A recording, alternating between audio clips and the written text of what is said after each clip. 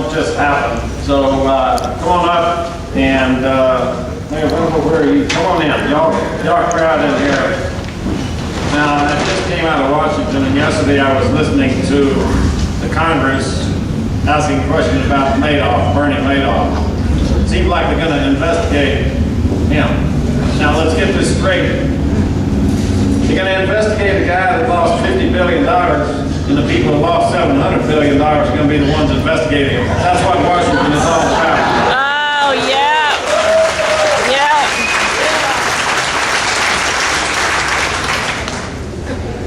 You know, we've got some of my friends with the Second Amendment groups here today, and a lot of people with the First Amendment, free speech. It's not that my friends on the left don't understand both those amendments, they just get them kind of jangled up a little bit.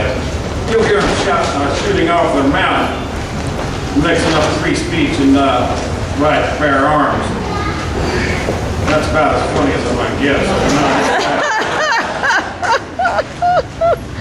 You know, the media gives us a lot to be proud of. I'm proud of Dan Rather. Several years ago, you remember he got that deal on President Bush and he was exposing something. Turned out to be a complete sham. I'm proud because Dan Rather taught us Americans what the TS and CBS really stood for. Yeah.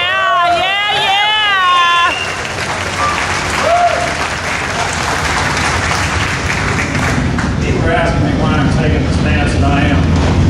I'm telling you, when unemployment is 9%, when we're watching our forests burn down, when we're watching the destruction of habitat, when we're watching people struggle to make ends meet, when the highest paid job in the county is jury duty, it is time to back out and take a stance. And we're taking a stance today.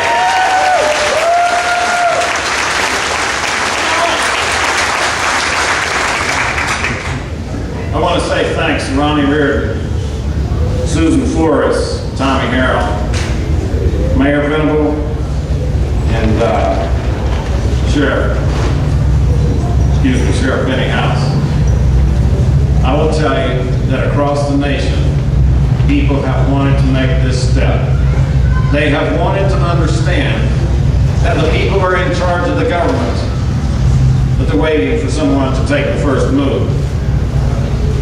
I was just in Washington the day before yesterday. Susan Flores was there, National Association of Counties. She will tell you, I'm telling you the truth, is that counties all over the country are looking at what you're doing here today. Right. Everybody wants to stand up for what's right. They just don't want to be the first one to stand up for what's right. So give yourself a round of applause, but give these guys a round of applause.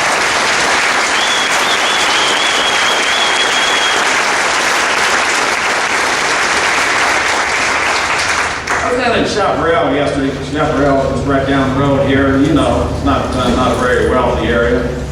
Trouble, too close to the border. I was in talking to a bunch of sixth graders, talking about constitutional stuff. So after those sixth graders, I always try to put things in a context that we all can understand. So I asked those sixth, and I'm used to doing that because I'm talking to my own family. The sixth grade level that's me, so we work at that level.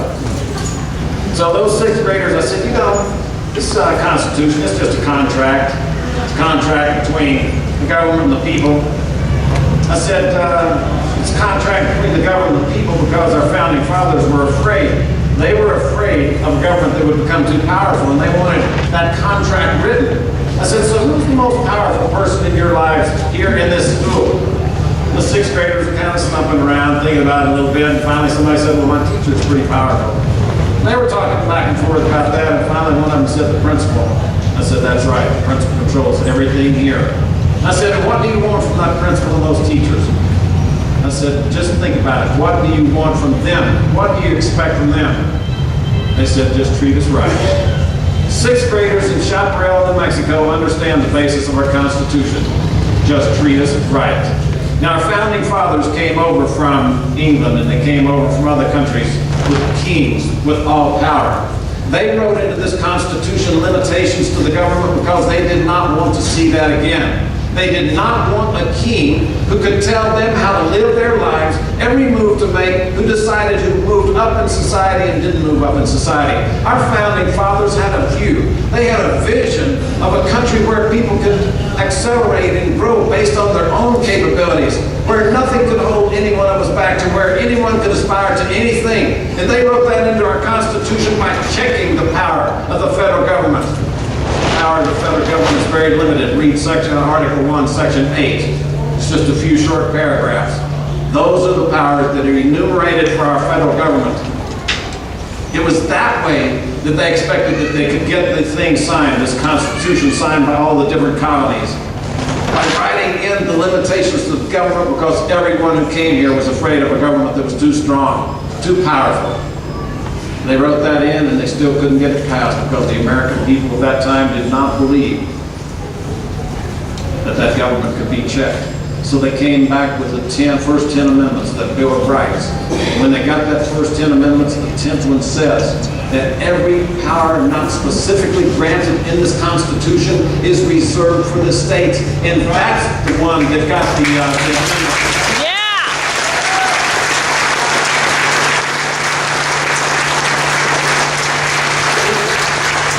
Only did they check that power one more time in that, those Bill of Rights. They checked the power of the federal government that they could get people to sign off. All of the colonies began to sign and say, okay. Well, in the past 40 or 50 years, we've kind of forgotten that. We've been a government of the people, by the people, for the people. We just forgot by the people. We, you and me. The other side didn't forget it. They've been busy, they've been active, they've been building hurdles, they've been building fences, they've been building laws, they've been bringing lawsuits to stop every form of human activity. So to put this in context, what is going on today, what your commissioners have put into place, what your sheriff is standing there saying that I will implement, is something that no one else did. Other people didn't do that. The San Joaquin Valley, about a year and a half ago out in California, you know that place. That's where your vegetables used to come from. 80% of the nation's vegetables used to come from the San Joaquin Valley. Some environmental group brought a lawsuit and said, well, we've got the Delta smelt, a little 2-inch minnow or whatever, and we need to keep it alive. And some judge agreed with them. And he took all the water away from the agriculture, shut down the entire San Joaquin Valley. 27,000 jobs left that valley that day, and no one stood in the cold wind to say this is not right. No one stood there to say enough is enough. No one stood there to say these are our jobs and our people, and we're going to watch out for them. They did not have a county commission that would stand up and say, we're going to chart a new course. So understand that gives you a knowledge about what we have standing behind me here today. People are great.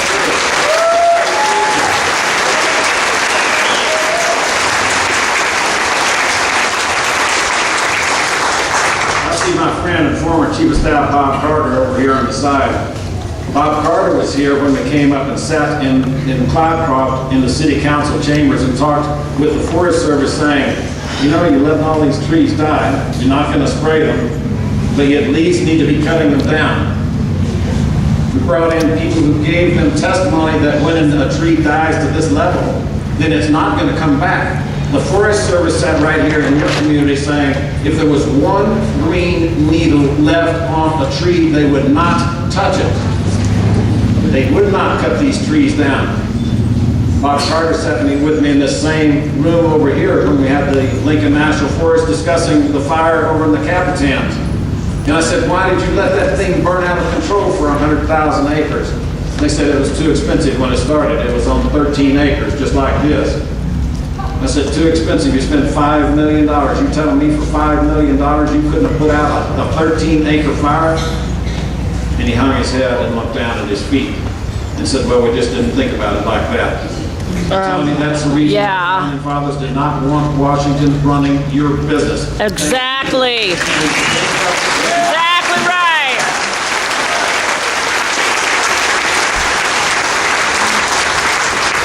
I got friends on the other side of the aisle that say we're here to protect the habitat of the spotted owl, and if you go out and start cutting any trees, you're going to mess up the habitat. I just refer you back to that Dan rather BS comment. Yeah. Take a drive over to Ruidoso from here, and you're going to drive through the Mescalero Apache Reservation. You're going to drive through a reservation where they have taken their forest in hand, and they have cut trees down to the number that the habitat is right where we've been cutting trees. The habitat is wrong where we haven't. But tell me about the habitat when we burn these forests down. Right down south of here, I've been coming here since the 1950s. It's the only vacation my family ever could afford. Dad would pile all 6 of us. We'd leave the oil fields, drive up here during the day, and drive home at night. That was our vacation. Once in a while, when we really had a lot of money, we'd ease on over to the White Sands. But mostly, it was here. There's a forest fire that burned back in the 50s, and you still don't have pine trees there because chemical changes happen in the soil when you get hot forest fires. We're never going to see many of these forests grow back because of the way our Forest Service is managing the trees. Understand it is not supposed to be that way.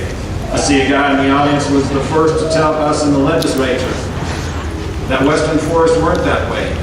If you look in history, look at the photographs from 100 years ago, you'll see that our forests were thin, 50 trees per acre, maybe 75. They were savanna lands.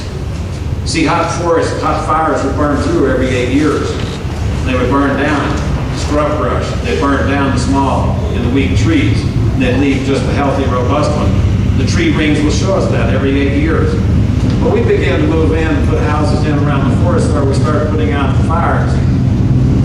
But we started logging. So we kept the forest in the right density. No one here today is advocating clear cutting, but I'm telling you we need to reduce this forest to 50 to 75 trees an acre, or it is going to continue to burn down throughout the rest of our nation.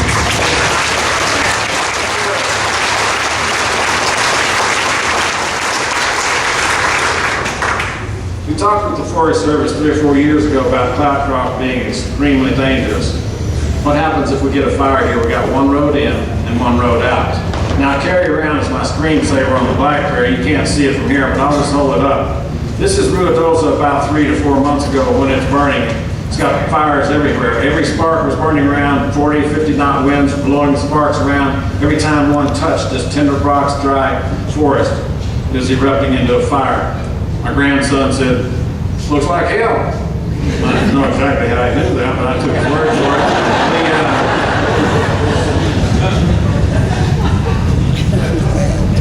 So the first thing we're doing here is we're taking care of the safety of the community. Again, you need to salute these county commissioners who took that into mind. You also need to remember people like Howard Hutchinson, Mike Nevison, and a group of other people who fought to get that Senate bill passed several years ago that gave the county the right to take over and manage the lands in case of emergency. That is state law.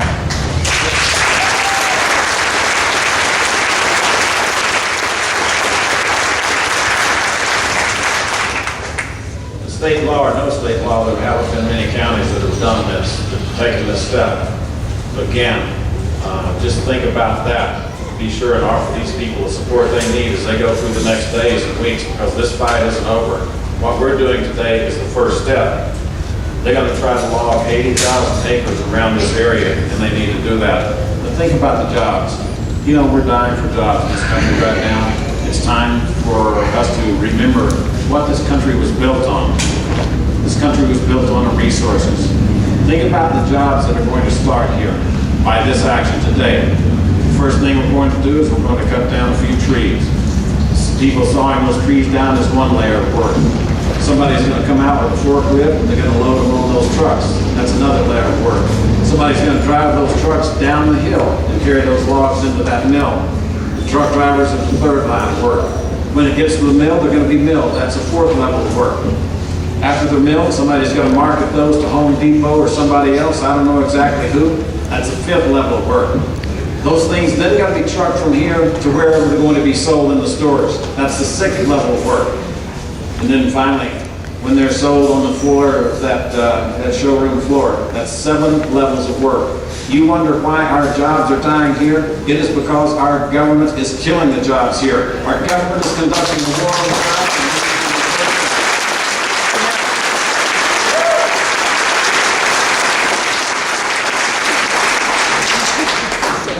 Bob Carter was also in the back. involved with me in a fight, because what the Forest Service tells us is that there's not enough infrastructure. We want people to do this, but there's no infrastructure left.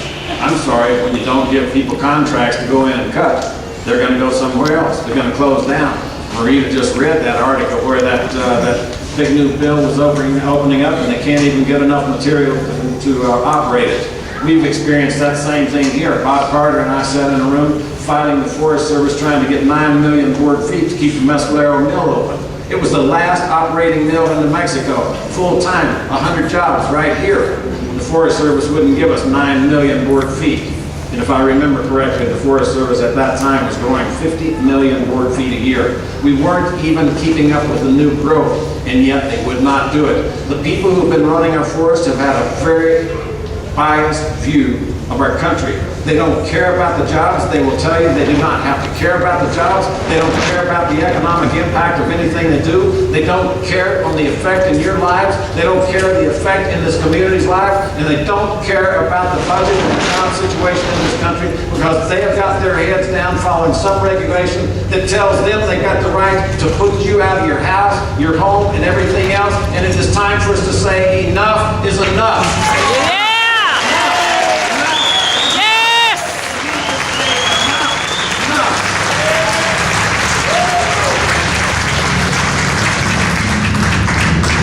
Our country is flat and broke. Let me tell you the very difficult thing about this.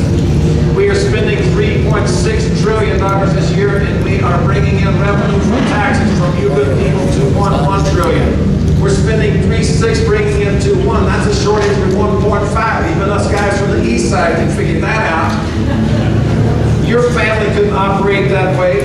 Your business couldn't operate that way, and the federal government can't operate that way. That's the reason that our debt level was downgraded just recently. We cannot pay our bills back. Now, people say that we're borrowing that money, but let me correct that misconception. We were borrowing that money when we had $300 billion deficits. I'm up at the front, We Jordan. were borrowing $300 billion because China could lend us $100 Up at billion. the front. England, Japan, other countries could lend us that much. But now we're running $1.5 trillion deficits, and there is no economy in the world, none. China's economy is $6 trillion. There's no economy in the world that can lend us $1 trillion. Do you know where we're getting our money today to operate the government on? China! We're printing the money. We can't get enough from China. We're printing the money. And when we print money, that takes away the value of everything you own. That's right. So our government today cannot borrow enough money to operate the $1 trillion deficits, and so we're printing the money. Ben Bernanke has already told us he's going to start QE3. That's code word in Washington for we're going to start the third round of printing money. Know that we are working in a scheme that is doomed to failure. The only solution that we have is to cut the size of government, limit our spending, Yes. create jobs. Yes. Washington wants to make it complex.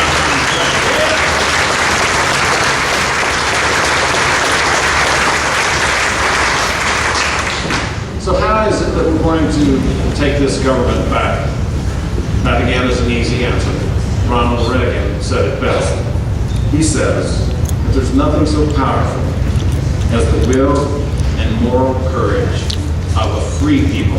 My friends, we are still free people in this country, and the will and moral courage that you are exhibiting by being here today is astonishing. It is astonishing other counties throughout the country. It is astonishing other states who are watching what we're doing. A lot of people want to be out there taking part in this. They just didn't want to be the first. Well, we are the first. We are here, we mean business, and we're going to continue meaning business. Yes. You know, when I go into the House of Representatives, Yes. I know you can't read it, but when you look at the speaker stand, you go on to C-SPAN. Any of you watch C-SPAN all night long? No, not all night long. You're corrected. One of these days, take a look at C-SPAN, and when you see the speaker stand, there's a quote up there, and I don't expect you to be able to read it, but I wrote it down the other day, because I think it speaks to the greatness of America, and it speaks to where we're headed from here down the road. Daniel Webster is quoted up there, and chiseled into the stone, he says, "Let us develop the resources of our land, call forth its power, let us build up its institutions, promote all its great interests and see whether we also, in our day and generation, may not perform something worthy to be remembered. Friends, I don't know how many people showed up at that thing back there in Boston a couple of hundred years ago where they poured that tea over in the ocean. I don't know what that was all about. But I think it was about exactly what we're doing here today. I think it was people saying that we're not going to tolerate a government that's Exactly. telling us every step of the way. Exactly. Yes. People just like you who are hoping for the best for their children, who just wanted the next generation to have a little bit easier. I think it was people like you who said all we want from government is for them to get out of our way. Yes. Yeah. I think it's people just like you who are willing to go to work every day, have quiet voices, live disciplined lives, raise your kids to follow the law. I think it's people just like you who participated in that early Tea Party that said, we, the people, own this country and we're going to keep it for our future, for our kids' future. Yes. God bless you for being out here. Thank you very much. That's the wedding cake. To put a nick in it. Let's go put it in the mouth, okay?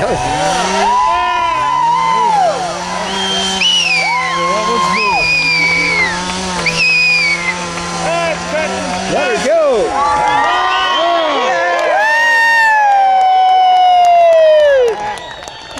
I hope you got that. I did. You need to post that on your website and send it around, right? Yep. Okay. We want more! We want more! More of the big trees. And as soon as John Brazil right there gets these trees dropped, we're going to clear this road, and then we're going to cut a few more things in there. And then as soon as the big stuff's down, you guys are welcome to come down and help us clean this up. If you got a vis and you sign one of those waivers, you guys are the top. We appreciate it. Steve, thank you so much. Way to go, buddy. You did a good job. Hey, Steve!